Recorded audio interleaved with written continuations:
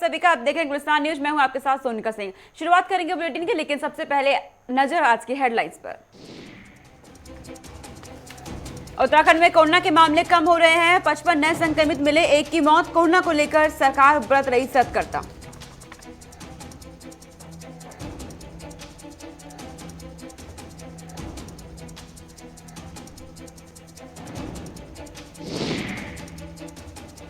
आम आदमी पार्टी के कार्यकर्ताओं का प्रदर्शन। आम आदमी पार्टी ने बीजेपी सरकार का पुतला फूंका। आम का बीजेपी के खिलाफ हल्ला बोल।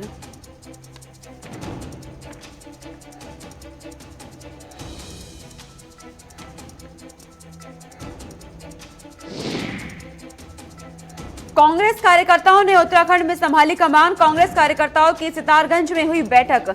जनता को गुमराह करने का बीजेपी पर लगाया आरोप।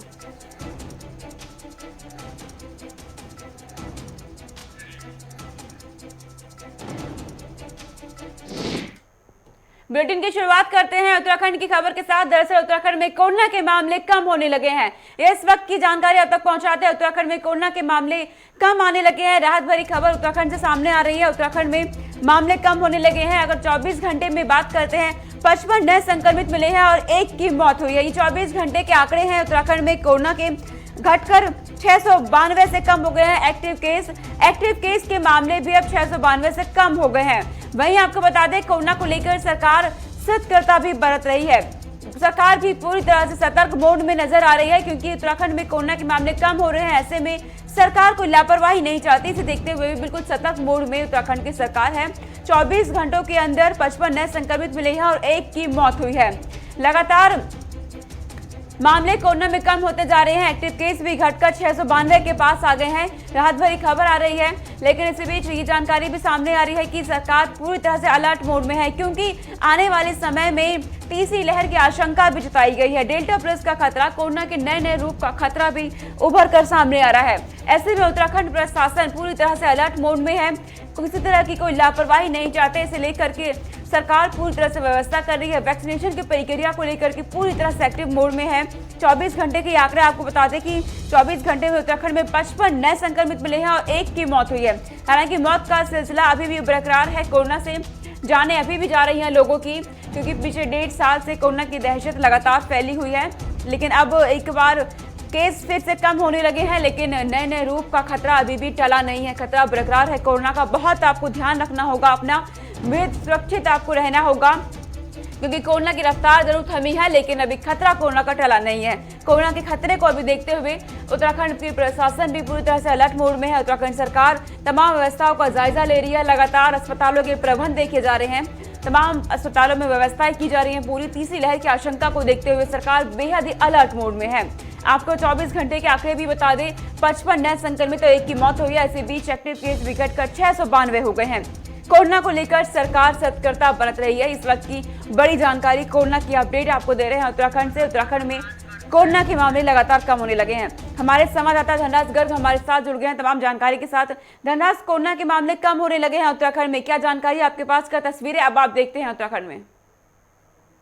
बिल्कुल, कोरोना के मामले भले ही कम हो रहे हों, लेकिन उत्तराखंड सरकार लगातार सतर्क बनी हुई है। जिस तरीके से 24 घंटे की बात करें तो 24 घंटे 55 नए संक्रमित मामले सामने आए हैं। लेकिन वही चिंता का विषय यह है कि एक मौत भी उत्तराखंड में हुई है। और साथ ही आपको बताते चले कि जिस तरीके से लगातार कोरोना के मामले कम हो रहे हैं, लेकिन सरकार अभी भी सतर्क बनी हुई है। तीसरी लहर की आशंका लगातार जताई जा रही है, जिसको लेकर सरकार पूरी सतर्क है और कोई भी रिस्क नहीं उठाना चाहती है। जिस तरीके से आपने देखा कि कांवड़ यात्रा भी स्थगित कर दी गई है, तो वहीं पर्यटकों के लिए भी रोक लगाई गई है कि जिस तरीके से वीकेंड पर पर्यटक आते थे तो 2 पहिया वाहनों पर रोक लगा दी गई है। साफ तौर पर कहा गया है कि 2 पहिया वाहन मसूरी या पर्यटक स्थलों पर नहीं जाएंगे। और साफ तौर पर यह भी कहा है कि तीसरी जो लहर है उसकी आशंका को देखते हुए ये कदम उठाए गए हैं। और साफ तौर पर यह भी कहा गया है कि जो कारों में यानी कि जो 4 पहिया वाहन से घूमने आएंगे तो उनको भी निगेटिव RT-PCR की रिपोर्ट लेकर आनी होगी, या कोरोना की कोई भी रिपोर्ट निगेटिव उनको लेकर आनी होगी, तभी वो उत्तराखंड में पर्यटक स्थलों पर जा सकते हैं। और साथ ही आपको बता दें कि जिस तरीके से प्रशासन लगातार सतर्क है और जिस तरीके से बाजारों में छूट दी गई है और बाजारों में जिस तरीके से देख रहे हैं कि भीड़ काफी हो रही है, तो उसके लिए भी लगातार शासन प्रशासन सतर्क है और पुलिस विभाग भी लगातार चालानी कार्रवाई कर रहा है। जी सोनिका। धनराज, वैक्सीनेशन की प्रक्रिया कहां तक पहुंची है? क्योंकि हथियार हमारे पास नहीं, वैक्सीनेशन नहीं है कोरोना के खिलाफ। वैक्सीनेशन को लेकर के क्या अपडेट आपके पास उत्तराखंड से? धनराज का संपर्क हमारे साथ टूट गया है। अब तक जानकारी पहुंचा दे कि हमारे संवाददाता बता रहे थे कि उत्तराखंड में क्या हालात हैं। कोरोना को लेकर सरकार अलर्ट मोड में नजर आ रही है पूरी तरीके से, क्योंकि मामले लगातार कम होने लगे हैं। ऐसे में उत्तराखंड की सरकार भी पूरी तरह से सतर्क मोड में है, किसी तरह की लापरवाही नहीं चाहती। इसे लेकर के आगे की व्यवस्थाओं का जायजा भी ले रही है। तीसरी लहर की आशंका को देखते हुए पूरी तरह से तैयारियों का जायजा लिया जा रहा है। पिछले 24 घंटे में आंकड़े आपको बताते हैं कि 24 घंटे में 55 नए संक्रमित मिले हैं और एक व्यक्ति की मौत हुई है और एक्टिव केस भी लगातार घटने लगे हैं, 692 तक पहुंच गए हैं। जिस तरीके से धनराज ने हमें जानकारी दी कि लगातार लोगों में भी सतर्कता नजर आ रही है। हालांकि लोग लापरवाही बरतते नजर जरूर आते हैं, लेकिन जिसे देखते हुए सरकार भी पूरी तरह से अलर्ट मोड में आ गई है। प्रशासन लगातार सुरक्षा को लेकर के चाक चौबंद है। व्यवस्थाओं को लेकर के राह चलते लोगों को भी लगातार सोशल डिस्टेंसिंग का पालन कराया जाता है, मास्क पहनने की अपील की जाती है।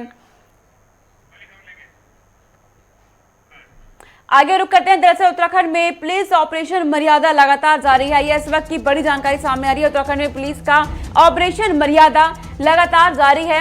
इस वक्त की बड़ी जानकारी, धार्मिक स्थल पर शराब सिगरेट पीने पर खैर नहीं होगी। अब अगर आप धार्मिक स्थल पर शराब या सिगरेट पीते हैं तो पुलिस की तरफ से आपको बख्शा नहीं जाएगा। लोगों के खिलाफ उत्तराखंड पुलिस सख्त एक्शन लेने जा रही है। धारा 51 और 52 के अंतर्गत जुर्मानों की कार्रवाई की जाएगी। आपको बताते चलें कि उत्तराखंड में इस वक्त पुलिस प्रशासन बेहद सख्त नजर आ रहे हैं। दरअसल पुलिस का ऑपरेशन मर्यादा जारी हो गया है, जिसके तहत अगर कोई भी धार्मिक स्थल पर शराब या सिगरेट पीता है तो अब उनकी खैर नहीं होगी। आपको बता दें कि धारा 51 और 52 के तहत जुर्माने की कार्रवाई की जाएगी। यानी लोगों के खिलाफ उत्तराखंड पुलिस सख्त एक्शन लेने जा रही है, सख्त मोड में नजर आ रही है उत्तराखंड की पुलिस। क्योंकि देखा जाता है कि धार्मिक स्थलों के आसपास भी लोग शराब पीने लगते हैं या सिगरेट पीने लगते हैं, लेकिन अब इसे लेकर के उत्तराखंड की पुलिस बहुत ही सख्त मोड में आ गई है। पुलिस की तरफ से साफ कर दिया गया है कि अगर आप धार्मिक स्थल पर शराब या सिगरेट पीते हैं तो अब आपकी खैर नहीं होगी। धारा 51 और 52 के तहत आप पर जुर्माने की कार्रवाई की जाएगी। पूरी तरह से अलर्ट मोड में आ गई है उत्तराखंड की पुलिस इस वक्त की बड़ी जानकारी आप तक पहुंचा रहे हैं। दरअसल उत्तराखंड की पुलिस का ऑपरेशन मर्यादा लगातार जारी है। ऑपरेशन मर्यादा के तहत पुलिस लगातार अलग अलग वारदातों को लेकर के जुटी हुई है, लगातार ऑपरेशन चला रही है। उसी के तहत धार्मिक स्थल पर शराब और सिगरेट पीने वालों की खैर नहीं होगी। अगर आप धार्मिक स्थलों पर बैठकर शराब या सिगरेट पीते हैं तो अब आपकी खैर नहीं, आपको 51 और 52 धारा के तहत जुर्माने की कार्रवाई की जाएगी।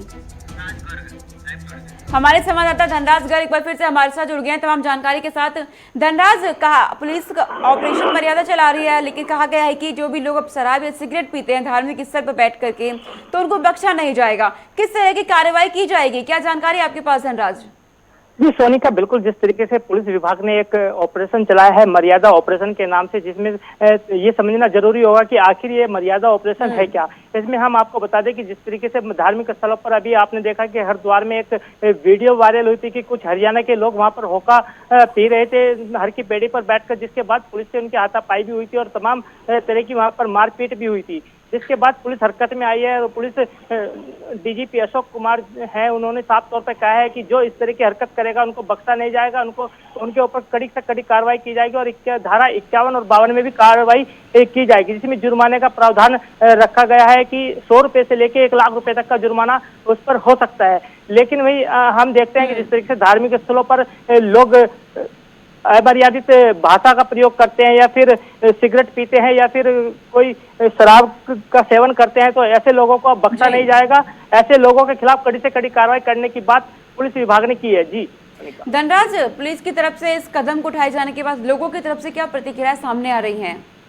जी बिल्कुल सोनिका, जिस तरीके से पुलिस ने ये कदम उठाया तो एक अच्छा ही कदम इसको बताया जा रहा है। वहीं हिंदू संगठनों की बात करते हैं, हिंदू संगठन भी इसका स्वागत कर रहे हैं और साफ तौर पर कह रहे हैं कि बहुत अच्छा कदम पुलिस विभाग ने उठाया है कि धार्मिक स्थलों को जिस तरीके से बदनाम करने की कोशिश की जाती थी कि लोग वहां पर शराब पीते थे, सिगरेट पीते थे और अमर्यादित भाषाओं का प्रयोग करते थे, तो उनके खिलाफ ऐसी कड़ी कार्रवाई पुलिस विभाग करने जा रहा है। तो कहीं ना कहीं हिंदू संगठन हो या फिर जनता हो, साफ तौर पर यही कहना है कि अच्छा कदम पुलिस का है कि जिस तरह की कार्रवाई पुलिस करने जा रही है। लेकिन अब देखने वाली बात यही होगी कि क्या ये जो मर्यादा ऑपरेशन चलाया है क्या ये धरातल पर उतर पाता है या नहीं, ये तो उसके बाद ही जानकारी मिल पाएगी कि आखिर पुलिस इस पर कार्रवाई क्या करती है। जी ठीक है धनराज, बहुत शुक्रिया आपका, तमाम जानकारी आपने हम तक पहुंचाई। क्या कि पुलिस बेहद सतर्क मोड में उत्तराखंड में नजर आ रही है। अब आगे बढ़ते हैं, आपको सितारगंज लिए चलते हैं। सितारगंज में आपको बता दें कि दरअसल आम आदमी पार्टी के कार्यकर्ताओं का प्रदर्शन हो रहा है। इस वक्त की ये बड़ी जानकारी आप तक पहुंचा रहे हैं। आम आदमी पार्टी ने बीजेपी सरकार का पुतला फूंका है। आपको बता दें कि आम आदमी पार्टी की तरफ से कार्यकर्ता लगातार प्रदर्शन करेंगे। ये कहा गया है कि कार्यकर्ता लगातार प्रदर्शन करेंगे। आपका बीजेपी के खिलाफ लगातार हल्ला बोल देखा जा रहा है। आपको बता दें कि सितारगंज में आम आदमी पार्टी के कार्यकर्ताओं ने नगर के मुख्य चौराहे पर बीजेपी नेताओं द्वारा प्रदेश की जनता के लिए अपमानजनक शब्दों का प्रयोग किए जाने से आक्रोशित होकर प्रदेश सरकार का पुतला फूंका, साथ ही जमकर नारेबाजी भी की है। वहीं आपको बताते चले कि आम आदमी पार्टी के सुप्रीमो अरविंद केजरीवाल द्वारा उत्तराखंड में रहने वाले लोगों को 300 यूनिट बिजली मुफ्त देने का ऐलान के बाद प्रदेश में बयानबाजी का दौर तेज हो गया। यही कारण है कि कांग्रेसी और बीजेपी कार्यकर्ता लगातार बयानबाजियां करते नजर आ रहे हैं। वहीं बीजेपी के वरिष्ठ नेता प्रभाकर उनियाल द्वारा अपने बयान में प्रदेश की जनता को भिखमंगा कहे जाने से आम आदमी पार्टी के कार्यकर्ताओं में आक्रोश बना हुआ है। द्वारा जो है उत्तराखंड वासियों को भिखमंगा कहा गया, जो उत्तराखंड वासियों के लिए गलत टिप्पणी की गई वो बहुत ज़्यादा गलत था। बिजली फ्री सरकारी लोगों को मिल रहा है, हमारे नेताओं को मिल रहा है, कोई दिक्कत नहीं है। आम आदमी को अगर बिजली फ्री मिलती है तो वो उनका अधिकार है। आप उस जो अधिकार, हम अपने अधिकार को मांग रहे हैं, तो आप उस पर गलत टिप्पणी कर रहे हो तो बहुत बुरी तरीके से गलत है। और यहाँ पे हम कहना चाहते हैं, हम उसका जो विरोध करते हैं और उत्तराखंड की पूरी जनता जो है इस बात का विरोध करती है। जिन्होंने इस प्रदेश के इंसान को इंसान नहीं समझा, वर्षों से सालों से चलते हुए आ रहे नेता, एमपी, एमएलए, एमएलसी, सारे लोगों को फ्री पानी से लेकर के सारे सहूलियत उनको मिलता रहे तो कोई परेशानी नहीं है। और इस देश के आम जनमानस के यदि कहीं फायदे की बात किसी राजनीतिक पार्टी ने कहा तो वो गलत है, वो भीख मंगा बताया जाते हैं। ये सारा निंदनीय बात है, जिसको आम आदमी पार्टी की तरफ से हम घोर विरोध करते हैं। और ऐसा आदमी को मैंने हमारे पार्टी की तरफ से, उनके नाम तो नाम है, उसके मतलब पूरे परिवार के साथ हम संघर्ष करते रहेंगे। तमाम जानकारी के साथ हमारे ब्यूरो चीफ धीरेन्द्र प्रताप सिंह हमारे साथ जुड़ गए हैं। धीरेन्द्र, आम आदमी पार्टी का पुतला फूंका गया है, क्या कुछ जानकारी आपके पास? क्या इसके पीछे कोई सियासत देखते हैं आप? बिल्कुल, देखिए सोनिका, अब चुनावी समय शुरू हो गया है तो सियासत ही सियासत होगी। हर धरना प्रदर्शन के पीछे, हर प्रदर्शन के पीछे कोई न कोई सियासत होगी।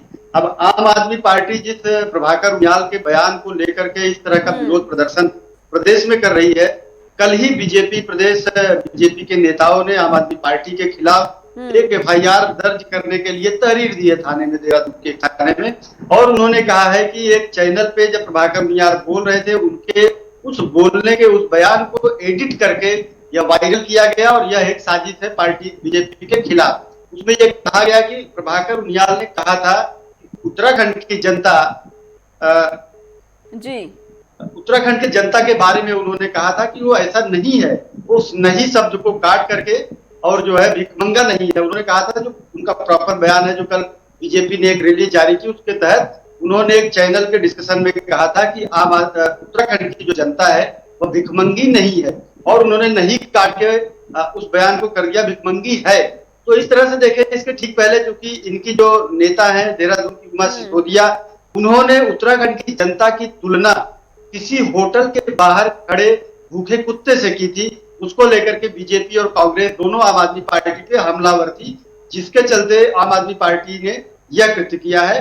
तो यह एक आपराधिक कृत्य भी है और बीजेपी ने इसके लिए बाकायदा एसएसपी देहरादून को एक तहरीर दी है, जिसमें इस बात का उल्लेख किया है और कहा है कि ऐसे लोगों के खिलाफ सख्त से सख्त कानूनी और वैधानिक कार्रवाई की जाए।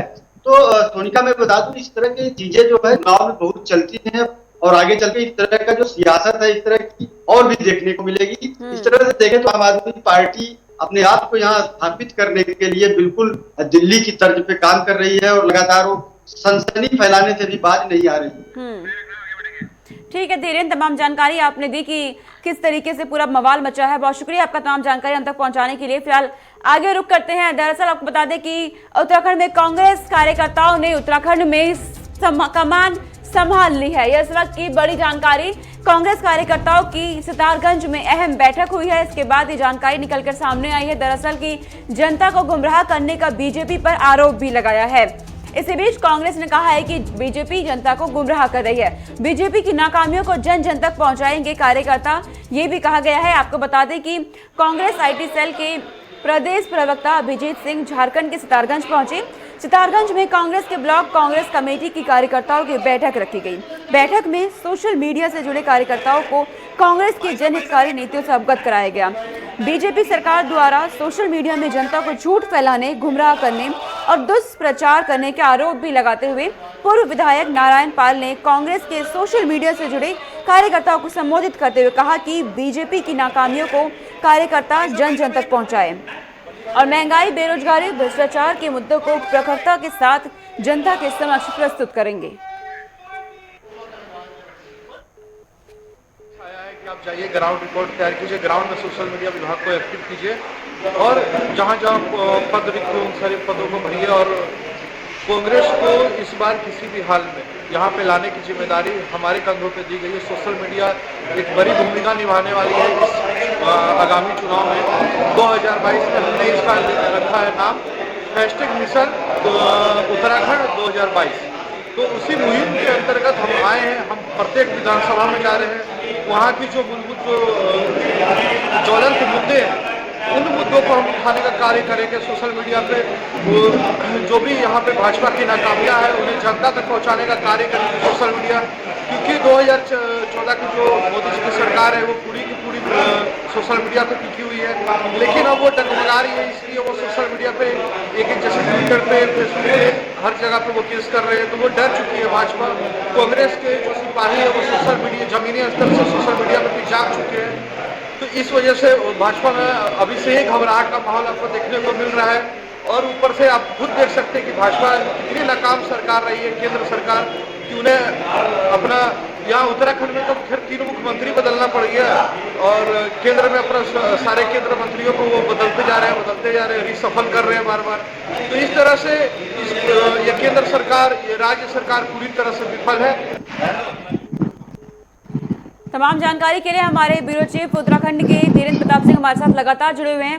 धीरेन्द्र, आपने सुना कि कांग्रेस की तरफ से अब बीजेपी पर ये आरोप लगाया गया है कि जनता को गुमराह करने का सोशल मीडिया के जरिए। क्या सच्चाई आप इसके पीछे देखते हैं, क्योंकि आगामी विधानसभा चुनाव भी होने हैं, ऐसे में सियासत भी तेज हो गई है उत्तराखंड में? बिल्कुल सोनिया, देखिए मैं बता दूं कि अब सोशल मीडिया किसी भी चुनाव का एक बड़ा माध्यम बन गया है हारने का, और बीजेपी खासकर इस मामले में सभी दलों से काफी आगे दिखाई देती है। और इसीलिए बीजेपी की जो आईटी सेल है वो बहुत मजबूत माना जाता है देश में। तमाम जो राजनीतिक पार्टियां हैं वो भी सोचती हैं कि बीजेपी जैसा ही आईटी सेल उनके पास हो। तो इस तरह से देखे, कांग्रेस पिछली बार भी चुनाव में आईटी सेल का उसने गठन किया था और इस तरह से काम करने की कोशिश की थी, लेकिन जब सत्ता में बीजेपी आ गई तो उसका जो सोशल मीडिया है वो एक काफी अच्छे तरीके से काम कर रहा है। और राज्य की जो पार्टी की नीतियां हैं, जो चुनाव के लिए मुद्दे हैं, जो सरकार ने काम किया है, उन सबको सोशल मीडिया के माध्यम से आम जनता तक पहुंचाने का एक माध्यम बना हुआ है। इसको देखते हुए अब कांग्रेस का जो आईटी सेल है वो भी काफी सक्रिय है। अभी आप सुनी रही थी कि अपने बयान में कांग्रेस नेता कह रहे थे कि एक मुहिम के तहत वो उत्तराखंड आए हुए हैं और सभी विधानसभाओं में वो अपना दौरा करेंगे और वहां के कार्यकर्ताओं से मुलाकात करेंगे और उनको आईटी का जो है एक तरह का प्रशिक्षण भी देंगे। और किस तरह से बीजेपी के जो आरोप होते हैं कांग्रेस पे, या बीजेपी जैसे 3 मुख्यमंत्री बदल दी, उनका आरोप है कि यह एक तरह का जनता को गुमराह करने का तरीका है, तो उन्होंने इस पर भी कहा कि हम अपने आईटी सेल के माध्यम से इन सब चीजों को जनता तक ले जाएंगे। तो ठीक है, तमाम जानकारी आपने दी कि आखिर क्या सच्चाई है इन खबरों के पीछे की। बहुत शुक्रिया आपका तमाम जानकारी पहुंचाने के लिए। आगे रुक करते हैं। दरअसल कांग्रेस में महिला कार्यकर्ताओं ने प्रदर्शन किया है। यह इस वक्त की बड़ी जानकारी सामने आ रही है कि उत्तराखंड में कांग्रेस महिला कार्यकर्ताएं प्रदर्शन करने पर उतर आई हैं। आपको बताते चले कि महंगाई को लेकर मोदी सरकार के खिलाफ कांग्रेस की महिला कार्यकर्ता प्रदर्शन कर रही हैं। आज भी कांग्रेस की तरफ से प्रदर्शन किया जाएगा, ये कहा गया है। इसी बीच आपको बता दें कि देश प्रदेश में बढ़ती महंगाई को लेकर महिला कांग्रेस कार्यकर्ताओं ने प्रदर्शन कर केंद्र की बीजेपी सरकार का पुतला फूंका। और इस दौरान महिला कार्यकर्ताओं ने कहा कि देश में लगातार बढ़ रही महंगाई ने आम जनमानस की कमर तोड़ दी है। ऐसे आम जन परेशान है। यहाँ महिला कांग्रेस जिलाध्यक्ष आशा बिष्ट के नेतृत्व में कांग्रेस कार्यकर्ता हल्दू चोड़ स्थित पंचायत घर में एकत्रित हुए जिसमें कार्यकर्ताओं ने केंद्र सरकार के खिलाफ जमकर नारेबाजी करते हुए जुलूस निकाला। सरकार के खिलाफ प्रदर्शन कर केंद्र की बीजेपी सरकार का पुतला दहन भी किया गया।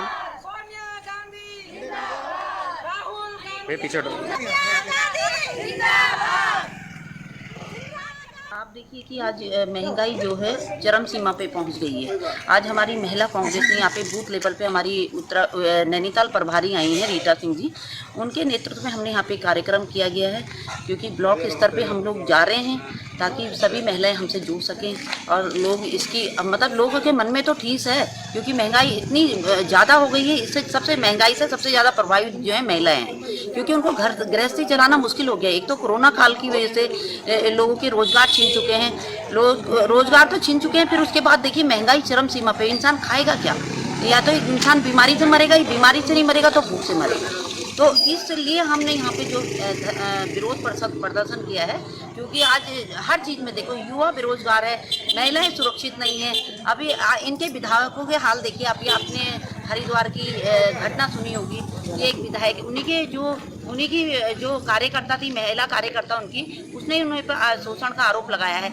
इस तरह के तो इनका चाल चरित्र इस टाइप का है। तो जरूर करेंगे, क्योंकि जनता परेशान बहुत हो चुकी है। वो चाहती है कि हमारी कोई आवाज़ उठा सके, और जब उनको लगेगा कि हाँ भाई ये आवाज़ उठा रहे हैं तो वो जरूर हमारा साथ देगी।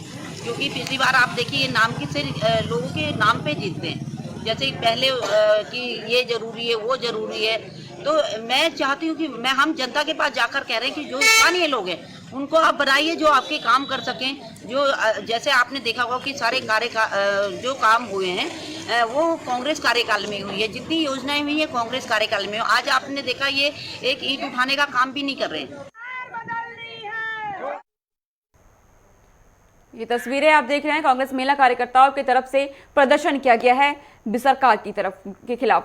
आगे रुख करते हैं, दरअसल ईद का पर्व नजदीक आ गया है। ऐसे में लोगों से अपील की जा रही है कि लगातार आपसी भाईचारे के साथ इस पर्व को मनाएं।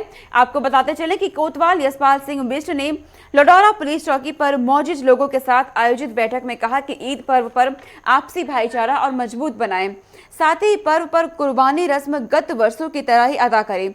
अगर किसी ने नई परंपरा या आपसी भाईचारे को ठेस पहुंचाने का प्रयास किया तो सख्त कार्रवाई अमल में लाई जाएगी, ये कहा गया है। दरअसल आपको बता दें कि कोतवाल यशपाल सिंह बिष्ट ने लोगों से अपील की है कि भाईचारे के साथ ईद के पर्व को मनाएं और हर साल की तरह ही रस्म को अदा करें। किसी ने अगर नई रस्म करने की कोशिश करी या भावनाओं को ठेस पहुंचाने की कोशिश करी तो उसके खिलाफ सख्त कार्रवाई भी की जाएगी। जो हमने मीटिंग ली ईद के संबंध में ली थी, ईद में दो बातें मेनली इसमें बोलनी थी। एक तो ये कि कोविड-19 का संक्रमण अभी ख़त्म नहीं हुआ है, अभी डेल्टा प्लस वेरिएंट जो आ रहा है जिसकी थर्ड वेव आने की संभावना है, जिसकी प्रेजेंस भी आ चुकी है देश में। तो उसको दृष्टिगत रखते हुए ये एक अनुरोध किया गया है कि मस्जिद में ईदगाह में 5-5 लोग ही नमाज़ पढ़ें, बाकी लोग घर पर नमाज़ पढ़ें, जिससे लोग सभी सुरक्षित रहें, परिजन सुरक्षित रहें। इसके अलावा दूसरी महत्वपूर्ण बात ये बताई है कि जो बकरीद में जो कुर्बानी होती है, तो कुर्बानी स्थल में जब कुर्बानी होती है तो कुछ लोग उसके फ़ोटो खींच के सोशल मीडिया में डाल देते हैं। इससे कुछ लोगों की भावनाएं आहत हो जाती हैं, कुछ लोग इसका दुरुपयोग करके जन भावनाएं भड़काने की कोशिश करते हैं। तो मेरा अनुरोध है कि कुर्बानी स्थल में या कहीं पर भी ऐसी कोई फ़ोटो की शेयरिंग सोशल मीडिया में ना करें। और दूसरा जो है, जो पूर्व से ही चिन्हित मार्ग हैं जिसमें कुर्बानी के बाद जानवर को ले जाया जाता, उन्हीं चिन्हित मार्गों का ही इस्तेमाल किया जाए, नए मार्ग का इस्तेमाल ना किया जाए, जिससे कोई नया विवाद ना खड़ा हो। लेकिन हमारे देश में अपना एक पर्यावरण दिवस है, कह सकते हैं जिसको हम, वो है हरेला। हमारी संवाददाता विशाखा चौधरी हमारे साथ जुड़ गई है तमाम जानकारी के साथ। विशाखा, ईद का पर्व नजदीक आ रहा है, ऐसे में क्या तमाम व्यवस्थाएं की गई हैं, जानकारी दीजिएगा। बिल्कुल सोनिका, जिस तरीके से फिलहाल कोविड की जो स्थिति है वो पूरी तरीके से खत्म नहीं हुई है, जिसको लेकर फिलहाल सभी जो फेस्टिवल्स हैं, त्योहार हैं, उन पर प्रशासन अलर्ट दिख रहा है। क्योंकि जिस तरीके से ईद के पर्व पर जाहिर तौर पर लोग जुटते हैं, भीड़ भी होती है और खासा लोगों का जो मिलना जुलना है वो भी किया जाता है। कई तरह के जो इसमें जो आपत्तिजनक जो लोग हैं वो भी इसमें दंगा भड़काने की कोशिश करते हैं, या जितनी भी जो चीजें हैं वो कई तरीके से सामने आती है। तो जिसको देखते हुए प्रशासन खासकर उत्तराखंड के जहाँ मुस्लिम बहुल जो इलाके हैं वहां पर अलर्ट है और इस तरीके की जो सुझाव है, जो चेतावनी है, वो प्रशासन की तरफ से लोगों को दी जा रही है ताकि समय रहते लोग किसी भी जो परेशानी है उसका सामना लोगों को ना करना पड़े। और जिस तरीके से ईद का जो पर्व है उसको लेकर जो तमाम एहतियात है वो लोगों के द्वारा बरते जाएं। और जिस तरीके से आपने कहा कि कोविड की जो फिलहाल स्थिति है और थर्ड वेरिएंट को लेकर फिलहाल प्रशासन अलर्ट है, जिसको देखते हुए कहीं भी ज्यादा से अधिक जो भीड़ है वो इकट्ठी ना होने दी जाए, इसके लिए भी प्रशासन लोगों को समझा रहा है। इकट्ठे कहीं पर बहुत अधिक संख्या में इकट्ठे होकर नमाज ना पढ़ी जाए या जितनी भी जो कुर्बानी है या जितनी भी जो फेस्टिवल्स की जो समारोह है उनमें अधिक से अधिक लोग इकट्ठा ना होने दिए जाए, कम से कम लोगों का इकट्ठा हो। और जिस तरीके से तमाम जो आपकी सावधानियां हैं कोविड को लेकर, चाहे वो मास्क है, सोशल डिस्टेंसिंग है, उन सभी के बावजूद फिलहाल तमाम जो चीजें हैं उनका पालन धरातल पर किया जाए ताकि जो स्थिति थर्ड वेव को लेकर बन रही है उससे बचा जाए और किसी भी त्योहार की वजह से एक बड़ी जो भयंकर स्थिति है उसका सामना राज्य को ना करना। ठीक है विशाखा, तमाम जानकारी आपने दी कि ईद का पर्व के मौके पर किस तरह व्यवस्था की जा रही है और क्या कुछ व्यवस्था की गई है। बहुत शुक्रिया आपका तमाम जानकारी हम तक पहुंचाने के लिए। इस बुलेटिन में इतना ही। देश और दुनिया की तमाम खबरों के लिए देखते रहिए गुलिस्तान न्यूज। नमस्कार।